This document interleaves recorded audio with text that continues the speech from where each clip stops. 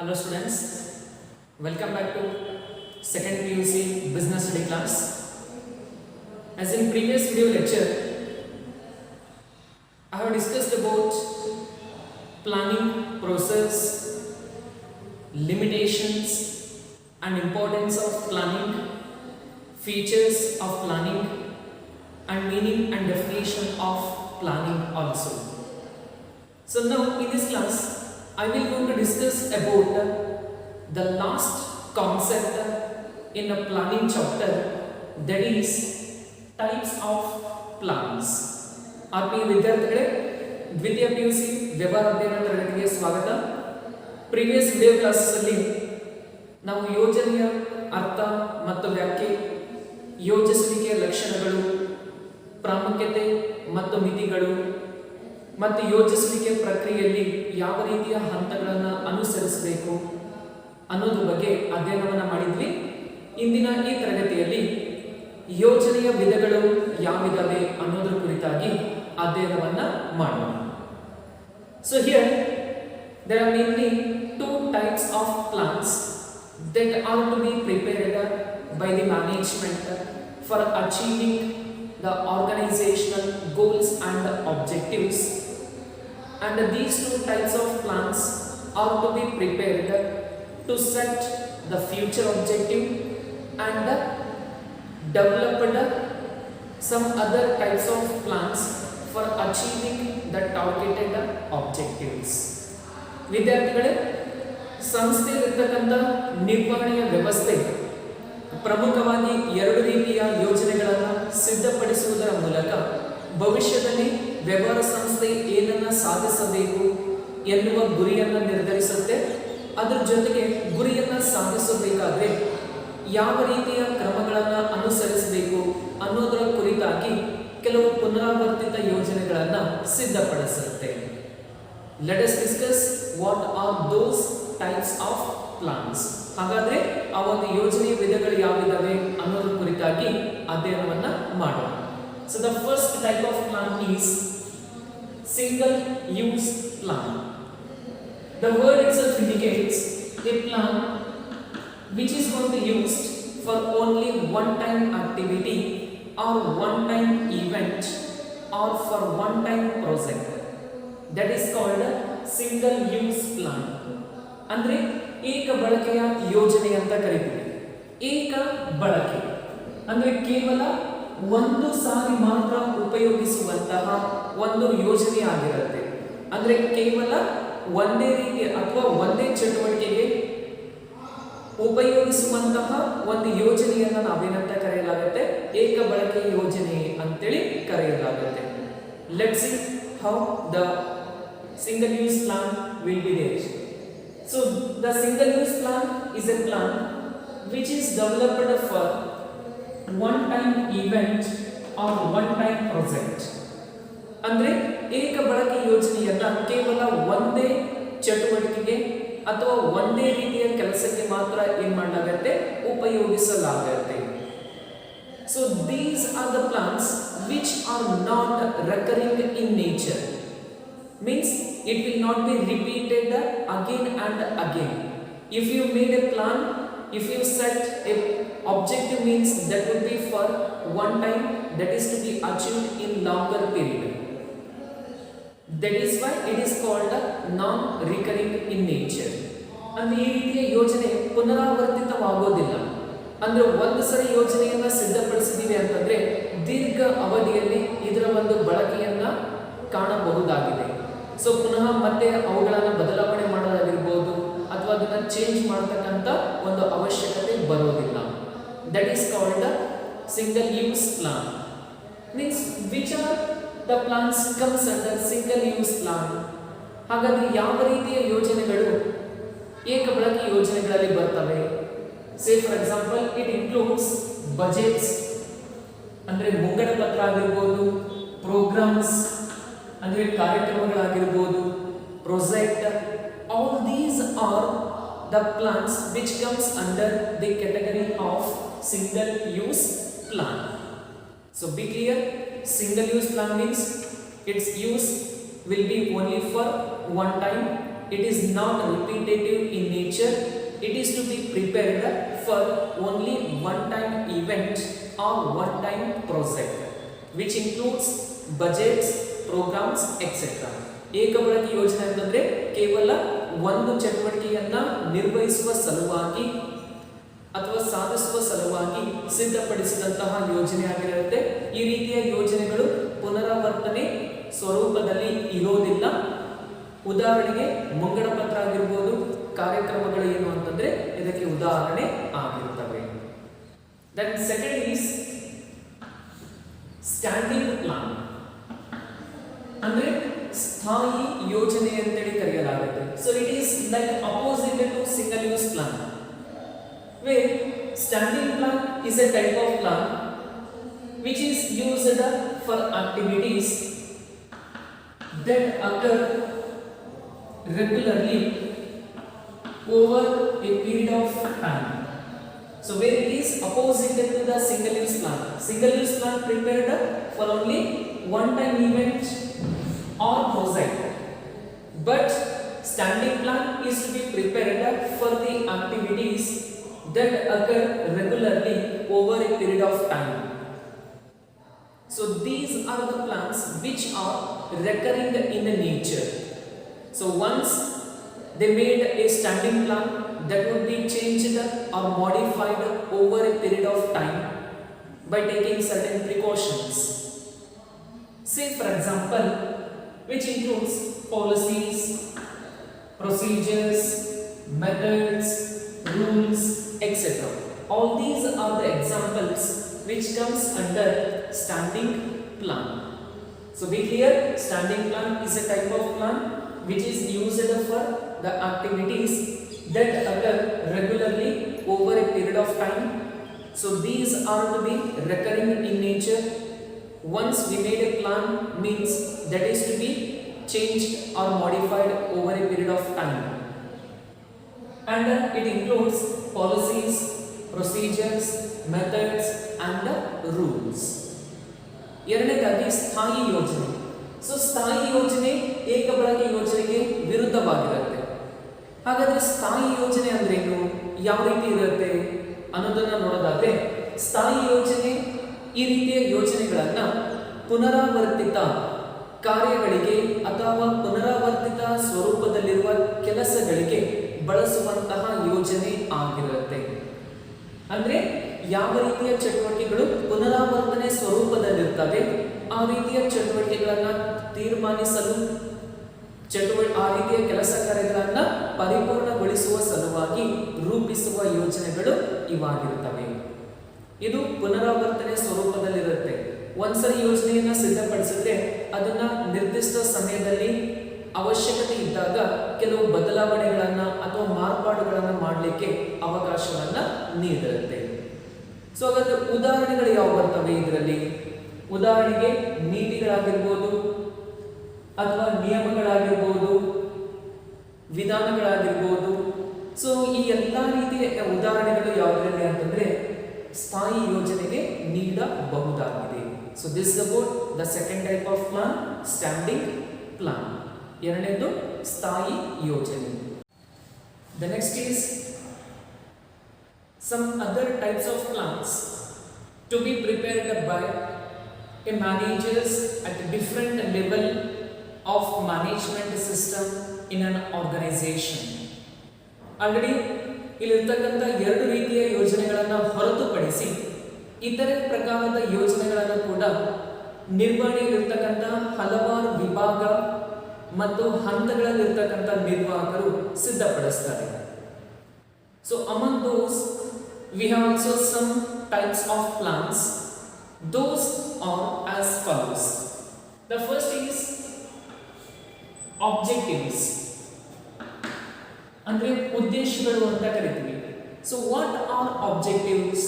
Already you know the meaning of objective. Setting objectives is the primary step of planning. So what is objective? Objective means it is an desired end of the organization where the organization want to be in longer period of time. So therefore objective is also a type of plan which is to be prepared by top level managerial executives. So here objectives are the end towards which an activity is aimed, where the objectives are the goals, aims or purpose that an organization wishes to achieve in future. ಉದ್ದೇಶಗಳು ಅಂತಂದ್ರೆ ಒಂದು ವ್ಯವಹಾರ ಸಂಸ್ಥೆಯು ಅಥವಾ ಸಾಮಾನ್ಯವಾಗಿ ಒಂದು ಸಂಸ್ಥೆಯು ದೀರ್ಘಾವಧಿಯಲ್ಲಿ ಸಾಧಿಸಬೇಕಾಗಿರುವಂತಹ ಒಂದು ಗುರಿಗಳು ಅಂತೇಳಿ ಕರೆಯಲಾಗುತ್ತೆ. ಅಂದ್ರೆ ಸಂಸ್ಥೆಯ ಉದ್ದೇಶ ಅಥವಾ ಸಂಸ್ಥೆಯ ಗುರಿ ದೀರ್ಘಾವಧಿಯಲ್ಲಿ ಯಾವ ಒಂದು ಸ್ಥಾನದಲ್ಲಿರಬೇಕು, ಏನನ್ನ ಸಾಧಿಸಬೇಕು ಎನ್ನುವುದನ್ನ ನಿರ್ಧರಿಸುತ್ತದೆಯೋ ಅದನ್ನ ನಾವೇನಂತ ಕರಿತೀವಿ, ಉದ್ದೇಶಗಳು ಅಂತೇಳಿ ಕರೆಯಲಾಗುತ್ತೆ. ಸೊ ಉದ್ದೇಶಗಳು ಅಂತಂದ್ರೆ ಗುರಿಗಳು ಅಂತ ಕೂಡ ನಾವೇನ್ ಮಾಡಬಹುದು, ಕರೆಯಬಹುದಾಗಿದೆ. So way it aims at a longer period of time, so that is to be achieved by an organisation. ಅಂದ್ರೆ ಲಾಂಗ್ ಟರ್ಮ್ ಗೋಲ್ ಅಂದ್ರೆ ದೀರ್ಘಾವಧಿಯ ಒಂದು ಗುರಿ ಆಗಿರುತ್ತೆ. Say for example increasing the sales by 10%. ಅಂದ್ರೆ ಪ್ರತಿ ವರ್ಷ ಏನಂತ ಇತ್ತು ಸೇಲ್ಸ್, ಅದಕ್ಕೆ ಕಂಪೇರ್ ಮಾಡಿದ್ರೆ ಈ ವರ್ಷ ಅಥವಾ ಮುಂದಿನ ವರ್ಷದ ಅವಧಿಯಲ್ಲಿ ಸೊ ಒಟ್ಟಾರೆ ಕಂಪನಿಯ ಮಾರಾಟ 10% ಜಾಸ್ತಿ ಆಗಬೇಕು ಅನ್ನೋದನ್ನ ಏನು ಡಿಸೈಡ್ ಮಾಡ್ತಾರೆ ಅದನ್ನ ನಾವೇನಂತ ಕರೆಯಬಹುದು, ಈ ಒಂದು ಉದ್ದೇಶ ಅಂತೇಳಿ ಕೂಡ ನಾವು ಕರೆಯಬಹುದಾಗಿದೆ. ದೆನ್ ಸೆಕೆಂಡ್ ಈಸ್ ಸ್ಟ್ರಾಟಜಿ, ಅಂದ್ರೆ ಕಾರ್ಯತಂತ್ರಗಳು ಅಂತ ಕರೀತೀವಿ. So commonly we have heard the word strategy. So what strategy that you have to win the match, to win the race or to win in a competition? So like strategy, it is a comprehensive plan for accomplishing an organization's objective by considering business environment. To achieve the objective of increasing sales by 10%. So we have various plans, we have various methods to achieve the objective.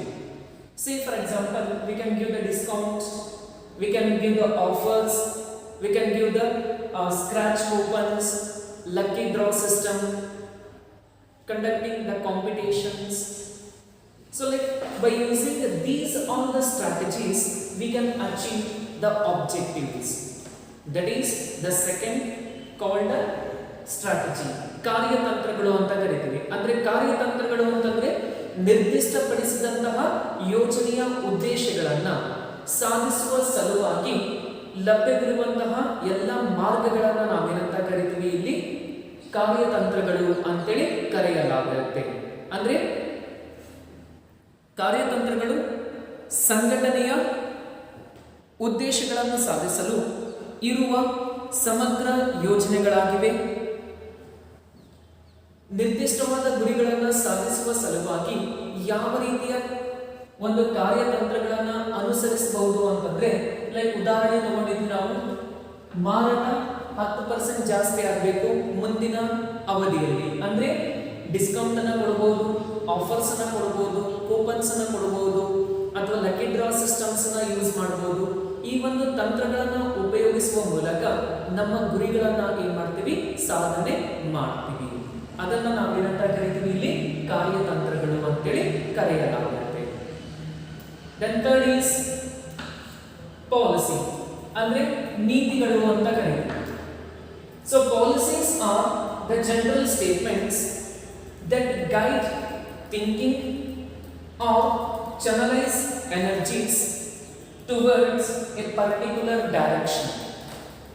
ಅಂದ್ರೆ ಕಾರ್ಯ ತಂತ್ರಗಳು ಆನಂತರ ಬರೋದು ಯಾವುದು ಅಂತಂದ್ರೆ ನೀತಿಗಳು. So ಇಲ್ಲಿ ನೀತಿಗಳು ಅಂತಂದ್ರೆ ಸಾಮಾನ್ಯ ಹೇಳಿಕೆಗಳು ಯೋಜನೆಗೆ ಮಾರ್ಗದರ್ಶನವನ್ನು ನೀಡುತ್ತವೆ ಹಾಗೂ ಕೆಲಸವು ಒಂದು ನಿರ್ದಿಷ್ಟ ಮಾರ್ಗದಲ್ಲಿ ನಡೆಯುವಂತೆ ಮಾಡುತ್ತದೆ. Say for example recruitment policy, marketing policy, wage policy, So all these are the examples for the policies. What it does, it provides a guidance to the thinking or channelize our energies towards a particular direction. ಅಂದರೆ ಒಂದು ನಿರ್ದಿಷ್ಟ ಮಾರ್ಗದಲ್ಲಿ ಕೆಲಸವನ್ನ ನಡಿಬೇಕು ಅಂತಂದ್ರೆ ನಮ್ಮ ಎಲ್ಲ ಪರಿಶ್ರಮವನ್ನ ನಿರ್ದಿಷ್ಟ ಮಾರ್ಗದಲ್ಲಿ ನಡೆಯುವಂತೆ ತಿಳಿಸುವ ಒಂದು ಮಾರ್ಗಸೂಚನೆಗಳ ಹೇಳಿಕೆಗಳನ್ನ ನಾವೇನಂತ ಕರಿತೀವಿ, ನೀತಿಗಳು ಅಂತೇಳಿ ಕರೆಯಲಾಗುತ್ತೆ. ಉದಾಹರಣೆಗೆ ಮಾರಾಟ ನೀತಿ ಆಗಿರ್ಬೋದು, ಕೂಲಿ ನೀತಿ ಆಗಿರ್ಬೋದು, ಅಥವಾ ನೇಮಕಾತಿ ನೀತಿಗಳಾಗಿರ್ಬೋದು, ಇವೆಲ್ಲ ನೀತಿಗಳಿಗೆ ಎಕ್ಸಾಂಪಲ್ ಆಗಿರುತ್ತೆ. ದೆನ್ ನೆಕ್ಸ್ಟ್ ಈಸ್ ಪ್ರೊಸೀಜರ್ ಅಂದ್ರೆ ಕಾರ್ಯವಿಧಾನಗಳು. So here procedure is also A type of plan which specifies chronological order or sequence of steps to be undertaken to enforce a policy or to enforce an activity. Say for example, taking of admission in a school or college or educational institution. So we have to go by certain procedures. First we need to approach an institution. We have to see the environment and facilities provided.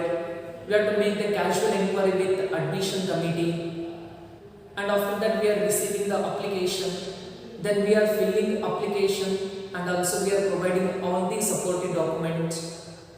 The institution is going to make the merit list of selected candidates, and they are going to take the admissions of these students. Like to do an activity, so there are certain chronological order or series of steps to be followed. So where all those steps are to be specified under procedures. ಅಂದ್ರೆ ಕಾರ್ಯವಿಧಾನಗಳು ಅಂತೇಳಿ ಕರೆಯಲಾಗುತ್ತೆ. ಕಾರ್ಯವಿಧಾನಗಳು ಅಂತಂದ್ರೆ ಒಂದು ನಿರ್ದಿಷ್ಟವಾದ ಕೆಲಸವನ್ನ ಯಾವ ರೀತಿ ಸಾಧಿಸಬೇಕು, ಆ ಕೆಲಸವನ್ನ ಸಾಧಿಸಬೇಕಾದ್ರೆ ಯಾವ ರೀತಿಯ ಹಂತಗಳನ್ನ ಅನುಸರಿಸಬೇಕು, ನಿರ್ದಿಷ್ಟ ಮಾರ್ಗಗಳು ಏನಿದಾವೆ ಎನ್ನುವಂಥದ್ದನ್ನ ತಿಳಿಸುತ್ತದೆ. ಉದಾಹರಣೆಗೆ ವಿದ್ಯಾರ್ಥಿಗಳು ಸ್ಕೂಲಲ್ಲಿ ಆಗಿರ್ಬೋದು ಅಥವಾ ಕಾಲೇಜಲ್ಲಿ ಅಡ್ಮಿಷನ್ ತಗೋಬೇಕು ಅಂತಂದ್ರೆ ಕೆಲವೊಂದು ಪ್ರೊಸೀಜರ್ ಇರುತ್ತೆ. ಮೊದಲೇನು ಮಾಡಬೇಕಾಗತ್ತೆ, ಕಾಲೇಜ್ ಅಥವಾ ಎಜುಕೇಶನಲ್ ಇನ್ಸ್ಟಿಟ್ಯೂಷನ್ಗೆ ಅಪ್ರೋಚ್ ಆಗಿ ಅಲ್ಲಿನ ಫಿಸಿಕಲ್ ಫೆಸಿಲಿಟೀಸ್ ಏನಿದಾವೆ ಎಲ್ಲದನ್ನ ನಾವು ಏನು ಮಾಡಬೇಕು, ಒಂದ್ಸರಿ ನೋಡ್ಕೋಬೇಕಾಗತ್ತೆ. ಆನಂತರ ಅಡ್ಮಿಷನ್ ಕಮಿಟಿಯವ್ರ ಜೊತೆ ಎಲ್ಲ ಡೀಟೇಲ್ಸನ್ನು ತಗೋಬೇಕು. ಫಾರ್ಮ್ ಕೊಡ್ತಾರೆ, ಅದನ್ನು ಫಿಲ್ ಮಾಡಿ ಅದಕ್ಕೇನು ಸಪೋರ್ಟಿವ್ ಡಾಕ್ಯುಮೆಂಟ್ ಬೇಕು ಎಲ್ಲ ದಾಖಲಾತಿಗಳ ಮೂಲಕ ನಾವು ಅಪ್ಲಿಕೇಶನ್ ಕೊಡಬೇಕು. ಆನಂತರ ಮೆರಿಟ್ ಲಿಸ್ಟ್ ತರಿಸ್ತಾರೆ, ಅದರಲ್ಲಿ ನಮ್ಮ ಹೆಸರಿತ್ತು ಅಂತಂದರೆ admission ತಗೋಬೇಕಾಗತ್ತೆ.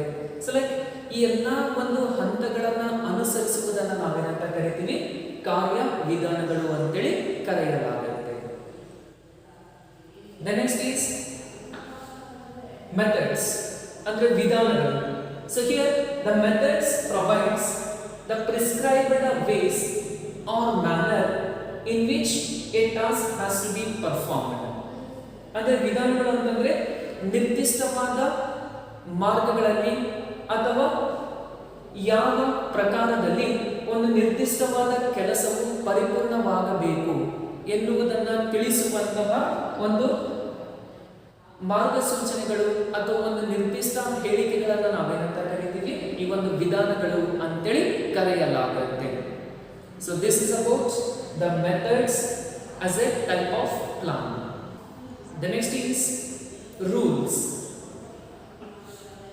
So rules are the specific statements that inform what is to be done and they do not allow any flexibility. So where the rules are the specific statements that will going to inform that what is to be done and what is not to be done in the organization, and these are very helpful to maintain the discipline among the employees while working in the organization. So these statements are to be rigid and they do not allow any flexibility in an organization. So each and every employee must follow the rules of the organization by following the rules of the organization, they are going to work in the enterprise. These are very helpful in maintaining the discipline in the organization. Say for example, no admission without permission, no smoking. Like these are the rules which are to be prescribed by an organization during the workplace. Those are called rules. Next ಬರೋದು ಯಾವುದು ಅಂತಂದ್ರೆ ನಿಯಮಗಳು ಅಂತ ಕರೀತೀವಿ. So ನಿಯಮಗಳು ಅಂತಂದ್ರೆ ಇವು ಕೂಡ ಸಾಮಾನ್ಯ ಹೇಳಿಕೆಗಳು ಸಂಸ್ಥೆಯ ಕಾರ್ಯ ಪರಿಸರದಲ್ಲಿ ಏನನ್ನ ಸಾಧಿಸಬೇಕು ಅಥವಾ ಯಾವ ಕೆಲಸಗಳನ್ನು ನಿರ್ವಹಿಸಬೇಕು, ಯಾವ ಕೆಲಸಗಳನ್ನು ಮಾಡಬಾರದು ಎನ್ನುವುದನ್ನು ತಿಳಿಸುವಂತಹ ಒಂದು ಸಾಮಾನ್ಯ ಹೇಳಿಕೆಗಳಾಗಿರುತ್ತವೆ. ಈ ಒಂದು ಹೇಳಿಕೆಗಳು ಅತ್ಯಂತ ಕಠಿಣವಾಗಿರುತ್ತವೆ. ಯಾಕೆ ಅಂತಂದ್ರೆ ಸಂಸ್ಥೆಯ ನೌಕರರಲ್ಲಿ ಶಿಸ್ತನ್ನ ಕಾಪಾಡುವ ಒಂದು ದೃಷ್ಟಿಕೋನ ಎಲ್ಲಿರುತ್ತೆ, ಈ ಒಂದು ನಿಯಮಗಳಲ್ಲಿ ಇರುತ್ತೆ. ಆದ್ರಿಂದ ಈ ಒಂದು ನಿಯಮಗಳನ್ನ ಅನುಸರಿಸುವ ಮೂಲಕ ಎಲ್ಲ ನೌಕರರು ಶಿಸ್ತಿನಿಂದ ತಮ್ಮ ಕಾರ್ಯ ಕೆಲಸಗಳನ್ನು ನಿರ್ವಹಿಸುವಂತೆ ಯಾವುದು ನೋಡಿಕೊಳ್ಳುತ್ತೆ, ಈ ಒಂದು ನಿಯಮಗಳು ಎನ್ನುವ ಯೋಜನೆ ನೋಡಿಕೊಳ್ಳುತ್ತೆ. ಉದಾಹರಣೆಗೆ, ಅಪ್ಪಣೆ ಇಲ್ಲದೆ ಒಳಗೆ ಪ್ರವೇಶವಿಲ್ಲ, ಧೂಮಪಾನ ನಿಷೇಧಿತ ವಲಯ ಅಥವಾ ಧೂಮಪಾನವನ್ನು ನಿಷೇಧಿಸಲಾಗಿದೆ. ಈ ಎಲ್ಲ ಕೆಲವು ನಿಯಮಗಳನ್ನು ಬರೆದಿರ್ತಾರೆ. ಆ ನಿಯಮಗಳನ್ನು ಕಡ್ಡಾಯವಾಗಿ ಅನುಸರಿಸುವ ಮೂಲಕ ಶಿಸ್ತಿನಿಂದ ಏನಾಗುತ್ತೆ, ಕಂಪನಿಯಲ್ಲಿ ಕೆಲಸಗಳು ನಡೀತವೆ. ನೆಕ್ಸ್ಟ್ ಪ್ರೋಗ್ರಾಮ್ಸ್ ಅಂದ್ರೆ ಕಾರ್ಯಕ್ರಮಗಳು ಅಂತ ಕರೀತೀವಿ. So here the programmes are the detailed activities about a project. ಅಂದ್ರೆ ಒಂದು ನಿರ್ದಿಷ್ಟ ಯೋಜನೆಗೆ ಅಥವಾ ಒಂದು ನಿರ್ದಿಷ್ಟ ಉದ್ದೇಶಕ್ಕೆ ಸಂಬಂಧಪಟ್ಟಂತಹ ಒಂದು ಕೂಲಂಕುಷವಾಗಿರತಕ್ಕಂಥ ಕಾರ್ಯಚಟುವಟಿಕೆಗಳನ್ನು ನಿರ್ವಹಿಸುವ ಒಂದು ಯೋಜನೆಯಾಗಿರುತ್ತೆ. Which outlines the objectives, policies to be implemented in a particular course of action. ಅಂದ್ರೆ ಒಂದು ಯೋಜನೆಯನ್ನಾಗಿರ್ಬೋದು ಅಥವಾ ನೀತಿಗಳಾಗಿರ್ಬೋದು, ಅವುಗಳು ಸಮಯಕ್ಕೆ ಸರಿಯಾಗಿ ಅನುಷ್ಠಾನಗೊಳ್ಳುವಂತೆ ನೋಡಿಕೊಳ್ಳುವ ಒಂದು ಕರ್ತವ್ಯ ಅಥವಾ ಜವಾಬ್ದಾರಿ ಯಾವುದಾಗಿರುತ್ತೆ, ಕಾರ್ಯಕ್ರಮಗಳದ್ದು ಆಗಿರುತ್ತೆ. Then last comes that is budget. ಅಂದ್ರೆ ಮುಂಗಡ ಪತ್ರ ಅಂತ ಕರೀತೀವಿ. So commonly you know about the meaning of budget. Budget it is a plan which states the expected result of a given period expressed in numerical terms. ಅಂದ್ರೆ ಭವಿಷ್ಯದ ಚಟುವಟಿಕೆಗಳನ್ನ ಅಥವಾ ಉದ್ದೇಶಗಳನ್ನ ಈ ಒಂದು ಅಂಕಿ ಸಂಖ್ಯೆಗಳ ರೂಪದಲ್ಲಿ ವ್ಯಕ್ತಪಡಿಸುವಂತಹ ಒಂದು ಯೋಜನೆಯನ್ನು ನಾವೇನಂತ ಕರಿತೀವಿ, ಮುಂಗಡ ಪತ್ರ ಅಂತೇಳಿ ಕರೆಯಲಾಗುತ್ತೆ. ಸೇ for example, production budget, sales budget, cash budget, material budget, these are the examples of budget. ಉದಾಹರಣೆ ಹೇಳಬೇಕು ಅಂತಂದ್ರೆ ಉತ್ಪಾದನಾ ಮುಂಗಡ ಪತ್ರ ಆಗಿರ್ಬೋದು ಅಥವಾ ಮಾರಾಟ ಮುಂಗಡ ಪತ್ರ ಆಗಿರ್ಬೋದು, ಹಣಕಾಸಿನ ಮುಂಗಡ ಪತ್ರ ಆಗಿರ್ಬೋದು. ಈ ಎಲ್ಲ ರೀತಿಯ ಮುಂಗಡ ಪತ್ರಗಳು ಯಾವುದರಲ್ಲಿ ಉದಾಹರಣೆ ಅಂತಂದ್ರೆ ಈ ಒಂದು ಕೊನೆಯದಾಗಿರತಕ್ಕಂಥ ಯೋಜನೆ ಮುಂಗಡ ಪತ್ರಕ್ಕೆ ಉದಾಹರಣೆ ಆಗಿರುತ್ತೆ. So this is about today's concept, that is types of budget. I think so video will become lengthy, so do watch the video completely and refer the notes. Already I have sent in a group. ಆತ್ಮೀಯ ವಿದ್ಯಾರ್ಥಿಗಳೇ, ಸ್ವಲ್ಪ video length ಆಗಿದೆ ಅಂತ ಅನ್ಸುತ್ತೆ. ಒಂದೇ ಬಿಟ್ಟಲ್ಲಿ ಅಥವಾ ಒಂದೇ ಟೇಕಲ್ಲಿ complete ಈ ಒಂದು ಕಾನ್ಸೆಪ್ಟ್ ಅನ್ನ ಎಕ್ಸ್ಪ್ಲನೇಷನ್ ನಿಮಗೆ ಸಿಗುತ್ತೆ. ಆದ್ರಿಂದ ನೋಟ್ಸ್ ಅನ್ನ ರೆಫರ್ ಮಾಡ್ರಿ. ಸಾಲ್ವ್ ಕ್ವಶನ್ ಬ್ಯಾಂಕ್ ಕೂಡ ಕಳಿಸಿದ್ದೀನಿ, ಅದನ್ನು ರೆಫರ್ ಮಾಡೋದ್ರಿಂದ ಈ ಒಂದು ವಿಡಿಯೋ ಕೂಡ 1 ಟೈಮ್ ಅಥವಾ 2 ಟೈಮ್ಸ್ ಅನ್ನ ನೋಡಿ ಈ ಒಂದು ಕಾನ್ಸೆಪ್ಟ್ ಅನ್ನ ಕ್ಲಿಯರ್ ಮಾಡ್ಬೋದು. So this is about the chapter planning. ಇದಿಷ್ಟು ಏನು ಅಂತಂದ್ರೆ ಯೋಜಿಸುವಿಕೆ ಎನ್ನುವ ಅಧ್ಯಾಯದ ಕಲ್ಪನೆಗಳು ಆಗಿರುತ್ತವೆ.